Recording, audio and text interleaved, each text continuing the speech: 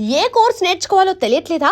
అయితే ఇనుమాటిక్ square guidance ని follow అవ్వండి. బట్ ఇక్కడ సెట్స్ విషయానికొస్తే మీరే చెప్పేసారు. 20కి పైగా సెట్స్ ఏసామని చెప్పేసి. అయితే నా చిన్న డౌట్ ఏందంటే విజయనగరం బ్యాక్‌డ్రాప్ గాని అంటే నేను నేల గురించి మాట్లాడుతున్నా. హ్మ్. సో, అది డెక్కన్. మనకి హ్మ్. హైదరాబాద్ డెక్కన్. హ్మ్. ఎర్ర నేల. మనకి ఎర్ర నేల. హ్మ్. సో, ఇక్కడ సెట్ చేసుకోవడానికి విజయనగరం బ్యాక్‌గ్రౌండ్ సినిమా ఉండడం, ఇక్కడ సెట్ చేసుకోవడం మీకెంత ఫీజిబిలిటీ దొరికింది?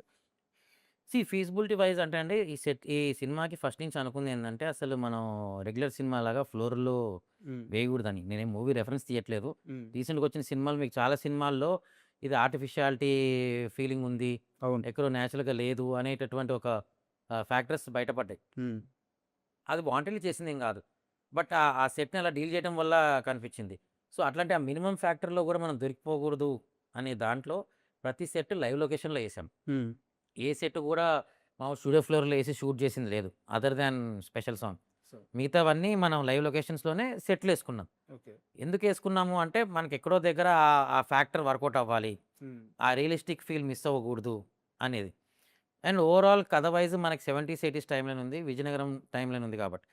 సో, ఎతుక్కోవటమే మేము ఏ ప్లేస్‌లో అయితే సెటిలేసామో అంటే అక్కడ ఆల్రెడీ చెట్లు ఇవన్నీ నేచురల్‌గా ఉన్న లొకేషన్ తీసుకొని, ఆ ఉన్న చెట్లని యూజ్ చేసుకుంటూ మనం స్ట్రీట్స్ అవన్నీ ఎలా యేసుకుంటాం, అక్కడ చెట్లు ఎలా ఇన్కార్పొరేట్ చేయగలుగుతాం అనే ఫ్యాక్టర్‌లో వర్క్ చేసాం. So so, it's a visual experience. Correct. ఇప్పుడు మనకి ఆ చుట్టుపక్కల అరకు వెళ్ళి దారులుంటాయి. ఇయన్నీ టెర్రైన్‌లుంటాయి.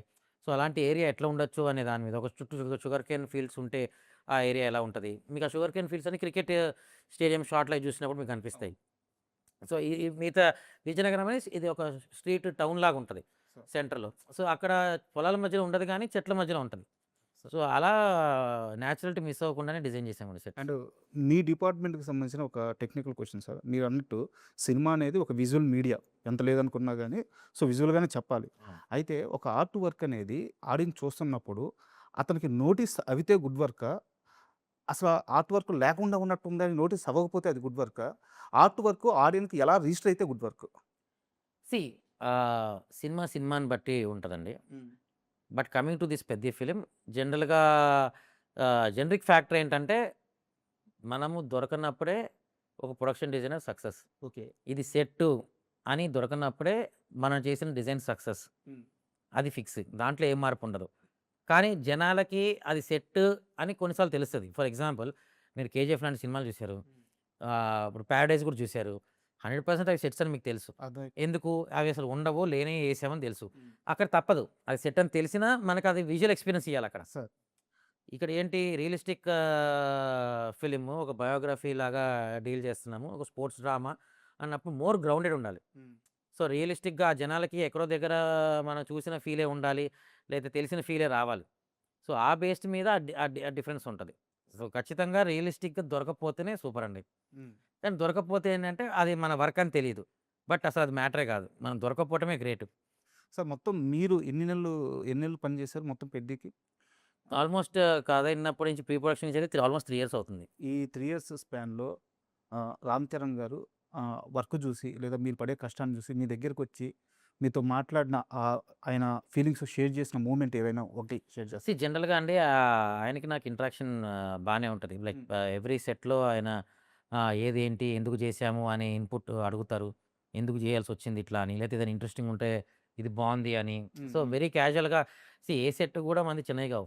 సార్. ఆల్మోస్ట్ సెట్ మొత్తం చూడాలంటేనే కనీసం ఒక 1 గంట, 2 గంటలు కలిసి హ్మ్. తిరిగితే అవును. గాని పనవ్వదు. అవును. సో, ఒక్కొక్క బ్లాక్‌ని బట్టి, సెట్‌లని బట్టి ప్రతి దగ్గర ఇదయింది. మన ఫ్యాక్టరీ అని చెప్తున్నా కదా! ఆ ఫ్యాక్టరీ కూడా అసలు ఎవరు సెట్ అనుకోలా. హ్మ్. యూనిటోళ్ళే అనుకోలా. తర్వాత కాదు మనం ఇక్కడ సెట్టేసాము, ఇవన్నీ పీకుతాము అనేంత వరకు ఎవరికీ అది సెట్ అని తెలీలా. హ్మ్. సో, ఒక్కొక్క దగ్గర ఒకటి వర్కౌట్ అయిందండి. ఆయనిచ్చిన ఆయనకి కాంప్లిమెంట్. బాగా కుస్తీ శాల బాగా నచ్చిందాయనకి. ఓకే. హ్మ్. అండ్ ఇంకో ఇక్కడ మీకు పెద్ద టాస్క్ ఏందంటే రత్నవేలు గారితో కలిసి పనిజేయడం. హ్మ్. అంటే అది ఒక్కోసారి చాలా ఈజీ అవుద్ది. ఎందుకంటే అంత పెద్ద కెమెరామాను హ్మ్. ఎంత లేదన్నా ఆర్ట్, కెమెరామాన్ అదేంటంటే భార్యాభర్తలు కలిసి కరెక్ట్. సంసారం చేసినట్టే. కరెక్ట్. అవును. సో, రత్నవేలు గారితో వచ్చిన అతిపెద్ద సమస్య ఏందంటే ఆయన లైట్ సోర్స్ ఎప్పుడు నేచురల్‌గా ఉండాలంటారు. చాలా సార్లు ఆయన ఇంటర్వ్యూలో కూడా స్టేట్మెంట్ ఇచ్చారు. అవును. సో, మీకు ఇక్కడ ఆ లైట్ సోర్స్ తీసుకోవడానికి సెట్స్ అది కాంప్లికేషన్ అయిందా? లేకుంటే ఎలా వర్క్ చేశారు?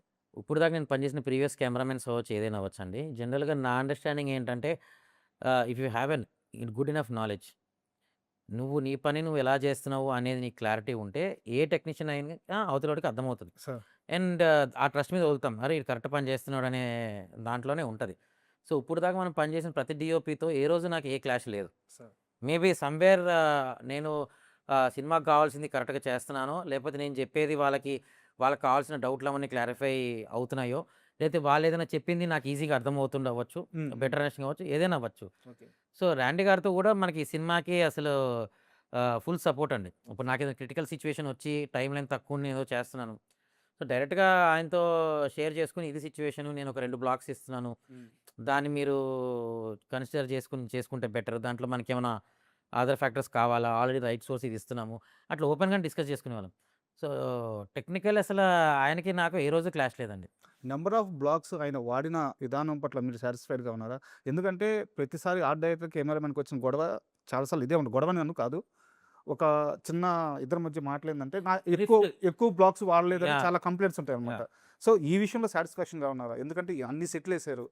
యాహ్! 100% అండి. ఆ! బికాజ్ ఏ సెట్ అయినా పూర్తిగా మనం ఏసింది కనిపిస్తే ఎవరికైనా సాటిస్ఫాక్షన్. Like correct. పైసా వసూల్. ప్రొడ్యూసర్‌కైనా సాటిస్ఫాక్షన్. ఇంత ఖర్చు పెట్టాను అది నాకు కనపడిందని. ఒక షాట్‌లో కనపడినా okay. Hmm. So, if you see మన ఓల్డ్ ఫార్మాట్ కెమెరామెన్స్ ఒక మాస్టర్ షాట్ పెట్టేస్తారు. అవును. ఓల్డ్ రీల్స్‌తో షూట్ చేసేవాళ్ళు ఏదైనా గాని ఫస్ట్ ఓపెన్ చేయంగానే ఒక పెద్ద వైడ్ షాట్. ఇక్కడ ఫ్యాక్టరీ, ఇది ఇల్లు, ఇది లేకు అని ఒక ఎస్టాబ్లిష్‌మెంట్ వచ్చేలాగా. రాను రాను వచ్చే డేస్‌లో ఏమైపోతుందంటే వైడ్ ఎస్టాబ్లిష్‌మెంట్ షాట్స్ అనేది నెగ్లిజిబుల్ అయిపోతున్నాయి. హ్మ్. అది మేకింగ్ ఫార్మాట్ చేంజ్ అవ్వడం వల్ల అవ్వచ్చు. లేపోతే అంతా లైటింగ్ చేసి ఒక షాట్ కోసం చేయడం అవ్వచ్చు. ఏదో I don't know different factors effect అయినాయి. బట్ 'ర్యాండీ' గారిది ఏంటంటే మనం అడక్కముందే ఆయనే ఈ సెట్ ఈ ప్లేస్ బావుంది కదా! నెక్స్ట్ షాట్‌కి ఇది మొత్తం పెడతాను ఆయనే చెప్తాడు. ఇంకా అలాంటప్పుడు మనకి ఇంకేముంది? అండ్ 3 ఏళ్ల నుంచి మీరు 'రామ్ చరణ్' గారిని దగ్గర నుంచి చూస్తున్నారు. ఆయన ఈ సినిమా కోసం ఎంత కష్టపడుతున్నారు, ఎంతగా మారారో ఆ విజువల్‌గా మాకు కనిపిస్తుంది. సో, మీరు దగ్గర నుంచి చూసిన 'రామ్ చరణ్' కష్టాన్ని ఒకసారి ఆడియన్స్‌కి చెప్పండి.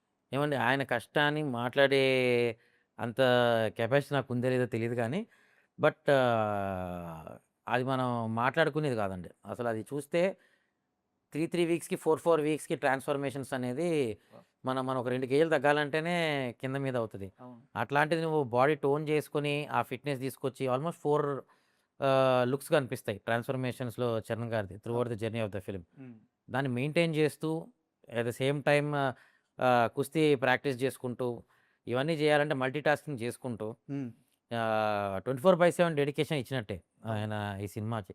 అసలు దానికి మనం మాట్లాడేంత ఇది కూడా కాదండి. అసలు పేరు పెట్టలేనంత ఎఫర్ట్. అసలు మాడుకోలేనంత effort. Every second, every time అసలు మార్నింగ్ రాంగానే ప్రాక్టీసు, గ్యాప్‌లో ప్రాక్టీసు. హ్మ్. ఆ విక్కీ కౌశల్ వాళ్ళ ఫాదర్ మొత్తం ఇవి డిజైన్ చేశారు కుస్తీ అంతా. సార్. సో, ఆ ప్రాక్టీస్ అవ్వచ్చు, ఆ షాట్ మేకింగ్ అవ్వచ్చు, ప్రతిదీ. మామూలు ప్రాక్టీస్ దాంట్లో కూడా ఆయనే వచ్చి ప్రాక్టీస్ చేసి చేసుకునేలాగా. సార్. అసలు డూప్స్, గీప్స్ ఏవి లేవు ఈ సినిమాలో. డూప్స్ వాడలేదా? అస్సలు జీరో డూప్స్. హ్మ్. యాక్చువల్‌గా ఒక చీఫ్ టెక్నీషియన్ అన్న తర్వాత రీసెర్చ్ అనేది చాలా ఇంపార్టెంట్. అవును. ఉదాహరణకి 'కోటి రామ్మూర్తి' గారికి సంబంధించిన రెఫరెన్స్ ఉంది. ఆయన బ్యాక్‌గ్రౌండ్ ఉంది. సో, మీరు ఎలాంటి రెఫరెన్స్ తీసుకున్నారు? ఎలాంటి రీసెర్చ్ చేశారు?